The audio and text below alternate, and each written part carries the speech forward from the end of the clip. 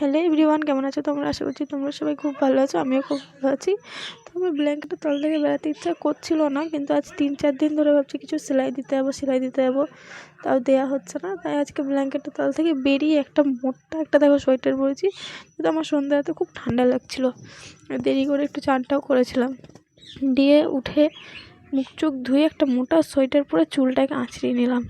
আর আমার চুলের কন্ডিশন খুবই খারাপ গাইস, কি বলবো আর তোমাদেরকে। আমার চুলের কন্ডিশন এমন হয়েছে যে কিছু বলারই নেই।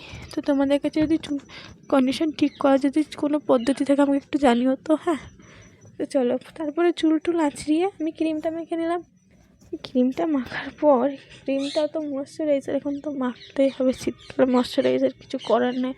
মানে মেখে টেখে আমি এখন রেডি হয়ে যাব হচ্ছে সেলাই দিতে।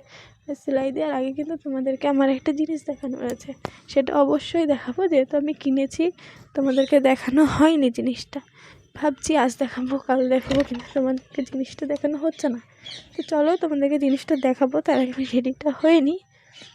ফোনটা তো ওখানে আছে, রেডি হচ্ছি ওইখানটাতে, তো ফোনটা খুলে তোমাদেরকে দেখাতে হবে।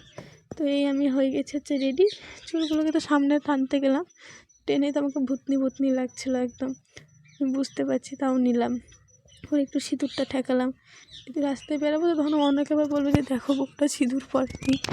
যাই হোক, সিঁদুরটা পরে নিলাম।